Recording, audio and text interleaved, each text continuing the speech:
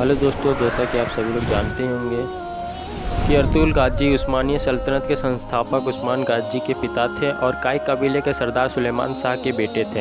इनका जन्म 1191 ईस्वी में हुआ था। इन्होंने अपनी ज़िंदगी में बहुत सी लड़ाइयाँ लड़ी, जिसमें से ज़्यादातर में ये फतेहयाब ही रहे। अर्तुगरुल गाजी को आलम इस्लाम में एक अच्छा मकाम हासिल है। अपने पिता की मृत्यु के बाद वह अनातोलिया की सीमा में प्रवेश कर गए, जहां इनका मुकाबला सल्तनत ऑफ रोम से हुआ। इस मुकाबले में इनको संजोत शहर पर फतेह हासिल हुई। उस समय तुर्कों के यहाँ गाजा करने की रिवायत थी। गाजी करने वालों को गाजी कहा जाता था, इसलिए अर्तुगरुल को भी गाजी लक़ब प्राप्त हुआ।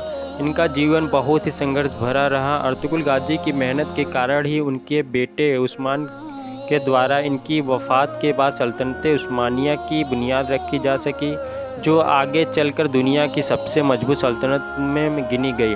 अर्तुगरुल गाजी की शादी सल्जुक सल्तनत की शहजादी हलीमा सुल्तान से हुई थी। अपनी ज़िंदगी में अपनी आवाम और आलम इस्लाम की खिदमत करते हुए 1281 में तुर्की के संजोत शहर में इनका देहांत हो गया। दोस्तों, अर्तुगरुल गाजी को इनकी वफ़ात के बाद संजोत शहर में ही दफनाया गया। कहा जाता है कि उस्मान ने अर्तुगरुल गाजी के नाम पर एक मकबरे और मस्जिद का निर्माण करवाया था, लेकिन इसके कई बार पुनर्निर्माण के कारण यह बताना मुश्किल है कि इसको पहली बार कब बनाया गया। वर्तमान मकबरा 19वीं शताब्दी के अंत में सुल्तान अब्दुल हमीद द्वितीय 1842 से 1918 द्वारा बनाया गया था। इस मकबरे में शहन में अर्तुगरुल गाजी के परिवार और कबीले के बहुत सारे लोग की कब्रें मौजूद हैं।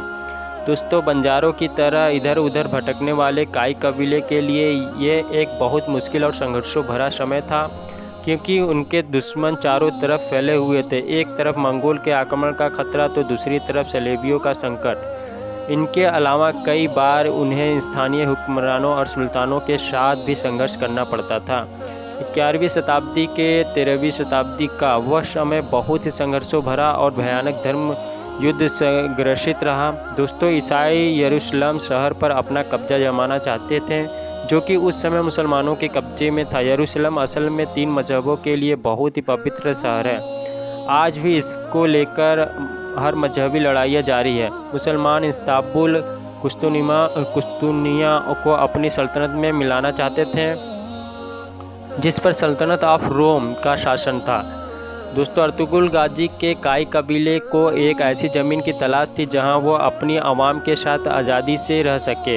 इस ज़मीन की तलाश के लिए उन्हें कई कुर्बानियां देनी पड़ी। इस संघर्षों भरे समय के कुछ खास इनका साथ छोड़कर चले जाते हैं, तो कुछ गैर इनका पुरजोर साथ भी देते हैं। दोस्तों, इनका साथ देने वालों में से एक अजीम Islamic scholar of Sufi sheikh Ibn Arabi थे। इब्ने अरबी को अर्तुगरुल गाजी का एक रहनुमा मददगार भी कहा जाता है।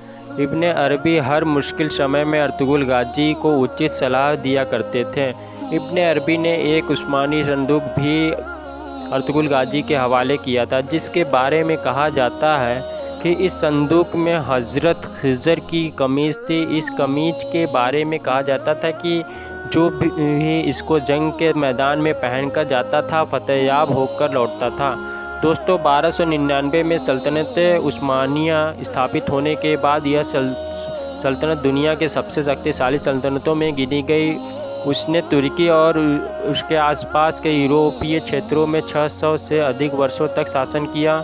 दोस्तों, 1922 में प्रथम विश्व युद्ध के समाप्त होने के बाद सल्तनत उस्मानिया का अंत हो गया। इसके बाद सेकुलर देश तुर्की की स्थापना की गई, लेकिन इन 6 सदियों में वह इतिहास के सबसे मजबूत और विस्तारवादी सल्तनतों में से एक रूप में देखी गई। सल्तनत उस्मानिया के समय में इसके अलावा दुनिया में दूसरी इतनी बड़ी कोई सल्तनत नहीं थी। इसी कारण उसको उस समय का सुपर पावर कहा जाता था।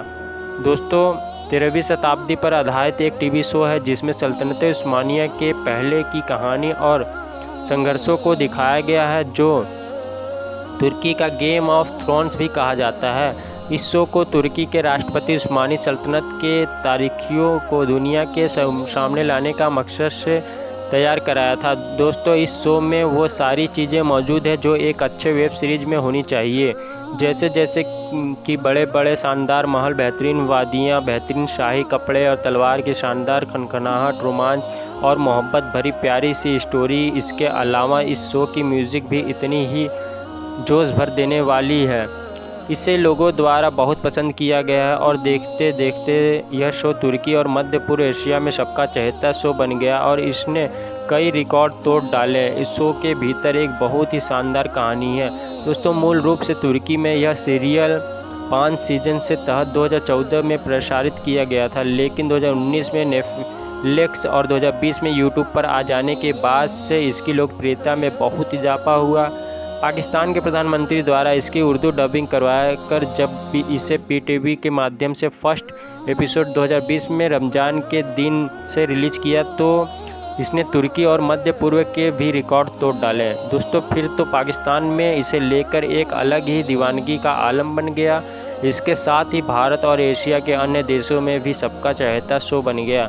साल 2020 के मार्च अप्रैल में पाकिस्तान के प्रधानमंत्री इमरान खान ने अपने भाषणों में बार बार इस सीरियल का उल्लेख किया और लोगों को यह टीवी शो देखने के लिए प्रेरित किया दोस्तों। ड्रिल्स अर्तुगरुल गाजी का किरदार तुर्की अभिनेता एंजिन अल्तान दुजेतान ने निभाया है। उनके बेहतरीन अभिनय के कारण दुनिया भर में इनकी बहुत प्रशंसा हुई और पूर्वी एशिया में इसके रिलीज होने के बाद तो इनकी फ़ैन फॉलोइंग तो बढ़ती ही चली गई दोस्तों। वीडियो अच्छी लगी तो लाइक और शेयर ज़रूर करें।